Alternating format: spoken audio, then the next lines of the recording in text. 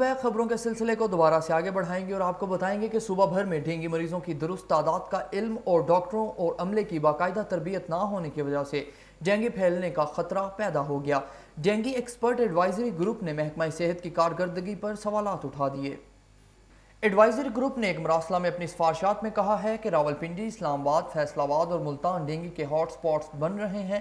ممکنہ hot spots والے شہروں میں محکمہ صحت نے ڈاکٹروں کی تربیت نہیں کی۔ صوبے میں لوگ ڈینگی سے متاثر ہو رہے ہیں مگر اصل تعداد رپورٹ نہیں کی جا رہی۔ مختلف شہروں میں بڑی تعداد میں ڈینگی لاروا ملا لیکن مریض اتنے کم کیسے ہیں؟ گروپ کا مزید کہنا ہے ہوا میں نمی، بارشوں سے ڈینگی لاروا کی تعداد میں اضافہ ہو رہا ہے جس سے مریضوں کی تعداد بڑھنے کا سنگین خدشہ ہے۔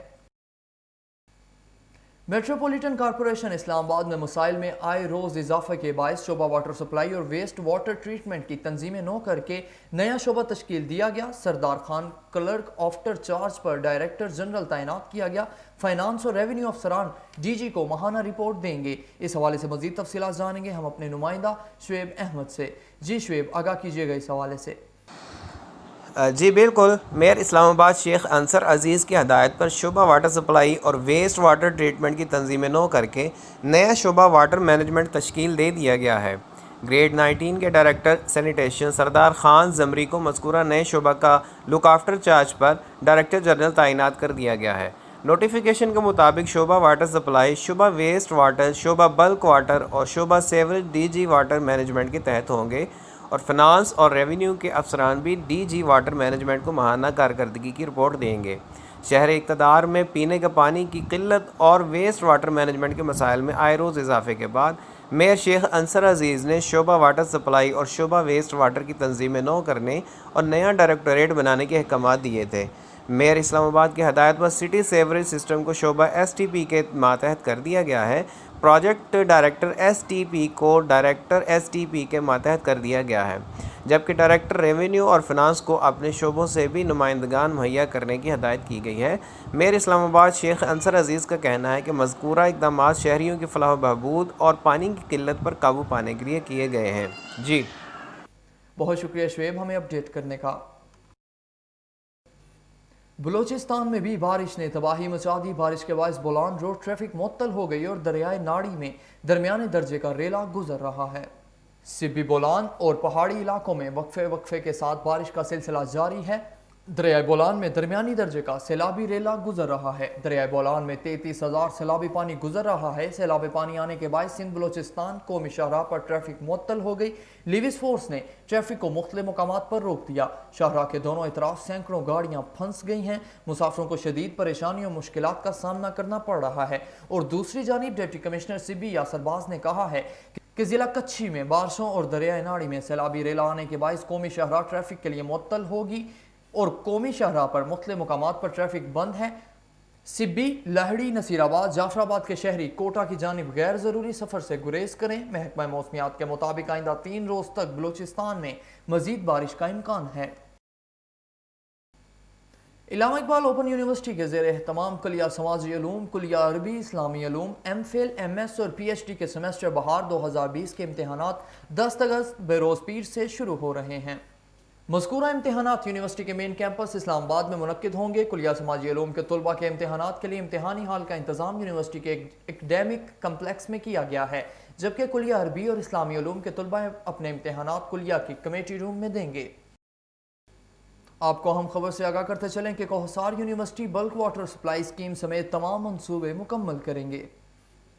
مری کے عوام کے مسائل حل اور سیاحت کے فروغ کے لیے کوشاں ہیں۔ وزیر اعظم کی ہدایت کی روشنی میں حکومت پنجاب سیاحت کی ترقی کے لیے بھرپور اقدامات کر رہی ہے۔ کوہسار یونیورسٹی کے قیام، بلک واٹر سپلائی اسکیم کی بحالی، کار پارکنگ پلازوں کی تعمیر اور دیگر منصوبوں کو جلد مکمل کیا جائے گا۔ ان خیالات کا اظہار وزیر ہاؤسنگ پنجاب میاں محمود الرشید نے کوہسار یونیورسٹی کے کیمپس میں اعلیٰ سطح کے اجلاس سے خطاب کرتے ہوئے کیا۔ وزیر ہاؤسنگ نے کہا کہ بلک واٹر سپلائی اسکیم کا دوبارہ جائزہ لیا جائے اور ورلڈ بینک سے قرضہ حاصل کر کے اس اہم فلاحی اسکیم کو مکمل کیا جائے۔ قومی احتساب بیورو نیب نے وائٹ کالر کرائمز کی مؤثر تفتیش کے لیے اسپیشل سیل قائم کرنے کا فیصلہ کر لیا ہے۔ Chairman justice retired Javed Iqbal کی ہدایت پر قومی احتساب بیورو میں وائٹ کالر کرائمز کی مؤثر تفتیش کے لیے اسپیشل سیل کے قیام کا فیصلہ کیا گیا ہے۔ نیب کے اسپیشل سیل میں تجربہ کار تفتیشی افسران، بینک کار، چارٹرڈ اکاؤنٹنٹس اور انکم ٹیکس کے افسران شامل ہوں گے۔ Special cell white collar crime کی تفتیش میں نیب افسران کی معاونت کرے گا۔ نیب کا اسپیشل سیل معاونت کے لیے security and exchange commission of Pakistan, federal board of revenue, state bank اور متعلقہ اداروں سے قانون کے مطابق رہنمائی کا مجاز ہوگا۔ تیز بارش نے کراچی کو پانی کر دیا۔ وقفے سے بادل برسنے سے سڑکیں ندی نالوں میں تبدیل ہو گئیں۔ سیوریج نالے اوور فلو ہونے سے پانی گھروں میں داخل ہو گیا، شہری پریشانی کا شکار۔ کراچی میں بارش کے بعد مختلف مقامات پر پانی جمع ہے۔ قیوم آباد چورنگی پر بھی تاحال بارش کا پانی موجود ہے۔ انتظامیہ کی جانب سے اب تک نکاسی نہ کی جا سکی، جس سے کورنگی روڈ سے گزرنے والوں کو مشکلات کا سامنا ہے۔ دوسری جانب پاک فوج سول انتظامیہ کی مدد کو پہنچ گئی۔ ISPR کے مطابق پاک آرمی نے کراچی میں ریلیف آپریشن کا آغاز کر دیا۔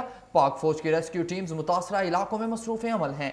ڈی واٹرنگ پمپس اور ضروری حفاظتی سامان کے ساتھ امدادی سرگرمیاں جاری ہیں۔ نشیبی علاقوں سے پانی کی نکاسی بھی کی جا رہی ہے۔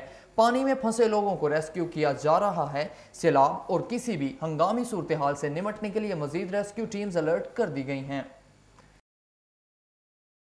شہر قائد میں بارش کے دوران کرنٹ لگنے سے بچے سمیت 5 افراد جاں بحق ہو گئے۔ صوبائی وزیر توانائی نے واقعات کا نوٹس لیتے ہوئے حکام سے رپورٹ طلب کر لی۔ کراچی کے علاقے گلستان جوہر اور میوہ شاہ قبرستان میں کرنٹ سے 2 افراد، سٹی کورٹ اور سول اسپتال مین روڈ پر کرنٹ لگنے سے 2 افراد، جبکہ ہوبے چوک جام کالونی میں کرنٹ لگنے سے 8 سالہ بچہ جاں بحق ہو گیا۔ کرنٹ لگنے کے واقعات پر صوبائی وزیر توانائی نے نوٹس لیتے ہوئے ہیسکو، سیپکو اور کے الیکٹرک کے سربراہان سے رابطہ کرتے ہوئے رپورٹ طلب کر لی۔ امتیاز شیخ نے ہدایت جاری کی ہے کہ ذمہ داروں کا فوری تعین کر کے رپورٹ پیش کی جائے۔ کہ الیکٹرک، ہیسکو اور سیپکو کی نااہلی کا خمیازہ عوام کو بھگتنا پڑ رہا ہے۔ انہوں نے پیشکش کی کہ لواحقین اگر FIR درج کرانا چاہیں تو سندھ حکومت معاونت کرے گی۔ سندھ کی عوام کو نااہل اداروں کے رحم و کرم پر نہیں چھوڑ سکتے۔ ادھر محکمہ موسمیات نے کراچی میں مونسون کے چوتھے سپیل کا زور ٹوٹنے کا امکان ظاہر کیا ہے۔ رات گئے ہلکی اور تیز بارش متوقع ہے، جبکہ ہفتے کو شہر میں ہلکی بارش ہو سکتی ہے۔ بھارت کی ریاست کیرالہ میں مسافر طیارہ کی کریش لینڈنگ میں 2 پائلٹوں سمیت 20 افراد ہلاک، جبکہ 140 افراد زخمی ہو گئے۔ 40 کے قریب مسافروں کی حالت تشویشناک ہے۔ وزیر اعظم عمران خان نے واقعے پر افسوس کا اظہار کیا ہے۔ ریاست کیرالہ کے کالیکٹ ایئرپورٹ پر بھارتی مسافر طیارہ کریش لینڈنگ کے رن وے سے دوران پھسل کر آبادی میں گھس گیا۔ حادثے میں 20 افراد ہلاک ہو گئے۔ حادثے میں پائلٹ کے معاون بھی چل بسے ہیں۔ حادثے کا شکار ہونے والی ایئر انڈیا کی ایکسپریس پرواز IX-1344 جمعے کی شام دبئی سے کالیکٹ کے ہوائی اڈے پہنچی تھی اور ایئر انڈیا کے ترجمان کے مطابق خراب موسم میں اترتے ہوئے طیارہ رن وے سے پھسل کر نیچے جا گرا۔ امریکی وزیر خارجہ مائک پومپیو نے اپنے پاکستانی ہم منصب شاہ محمود قریشی سے ٹیلی فونک رابطہ کر کے 2 طرفہ تعلقات، خطے کی صورتحال اور افغان امن عمل کے حوالے سے گفتگو کی ہے۔ دونوں رہنما کے درمیان خطے میں امن و استحکام کے لیے کی جانے والی کاوشوں سمیت باہمی دلچسپی کے امور پر تبادلہ خیال کیا گیا۔ مائک پومپیو کا دوران گفتگو کہنا تھا کہ مشترکہ اہداف کو آگے بڑھانے اور شراکت میں اضافے کا منتظر ہوں۔ وزیر خارجہ شاہ محمود قریشی کا کہنا تھا کہ خطے میں قیام امن کی کاوشوں میں پاکستان اور امریکہ اتحادی ہیں۔ انہوں نے افغان امن عمل کی کامیابی کے لیے بین الافغان مذاکرات کے جلد انعقاد پر زور دیتے ہوئے کہا کہ افغانستان کے مسئلے کے مستقل سیاسی حل کے لیے معاونت جاری رکھیں گے۔ امریکی صدر ڈونلڈ ٹرمپ نے ویڈیو شیئرنگ ایپ ٹک ٹاک پر پابندی عائد کرتے ہوئے اس کی کمپنی بائٹ ڈانس اور ٹینسٹ کے ساتھ معاہدہ ختم کرنے کا حکم جاری کیا ہے۔ صدر ٹرمپ کے دستخط کردہ حکم نامے میں یہ بھی تجویز کیا گیا ہے کہ امریکہ کی قومی سلامتی کے پیش نظر ٹک ٹاک کے مالکان کے خلاف جارحانہ کارروائی کرنا ہوگی۔ امریکی صدر چینی ایپس پر امریکی صارفین اور اہم شخصیات کا ڈیٹا جاسوسی کی نیت سے چین کو فراہم کرنے کا الزام عائد کرتے آئے ہیں۔ امریکی صدر کی جانب سے جاری حکم نامے میں کہا گیا کہ قومی سلامتی کے پیش نظر ٹک ٹاک کے مالکان کے خلاف جارحانہ کارروائی کرنا ہوگی۔ ٹک ٹاک اور وی چیٹ دونوں نے اب تک اس حوالے سے اپنا رد عمل ظاہر نہیں کیا ہے۔ یہاں پر وقت ہوا ایک کمرشل بریک کا، ہمارے ساتھ رہیے گا۔